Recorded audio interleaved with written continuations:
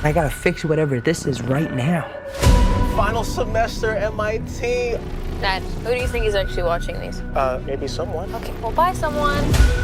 Spider-Man, you okay? You get rid of that monster inside? To you.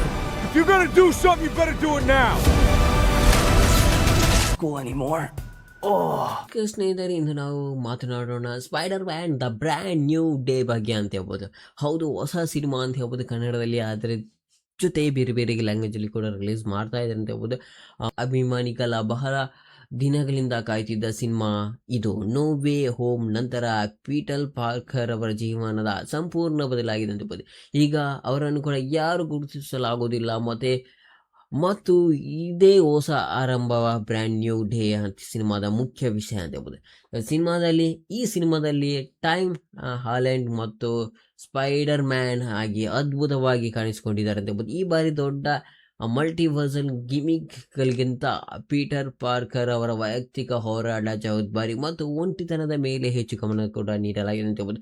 ಸೀನ್ಗಳು ತುಂಬ energetic ಆಗಿದ್ದು, web ಸ್ಟ್ರಿಂಗ್ಸ್ಗಳು ಕೂಡ ದೊಡ್ಡ ಪರದೆಯಲ್ಲಿ ಕೂಡ ನೋಡಲು ಮಜಾ ಕೊಡುತ್ತೆ ಅಂತ ಹೇಳ್ಬೋದು.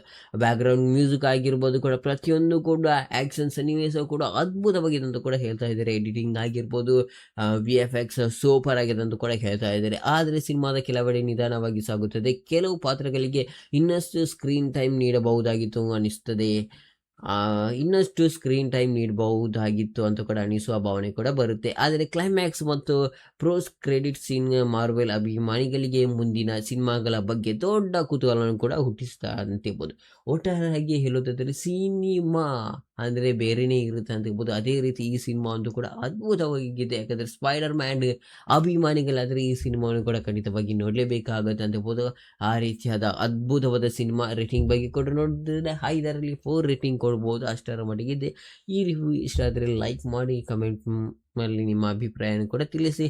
ಇನ್ನಷ್ಟು ಸಿನಿಮಾದ ರಿವ್ಯೂಗಾಗಿ ಚಾನಲ್ನ ಕೂಡ ಸಬ್ಸ್ಕ್ರೈಬ್ ಮಾಡಿ ಹೇಳ್ತಾ ಧನ್ಯವಾದ ಕೂಡ ಸಮರ್ಪಣೆ ಮಾಡೋಣ.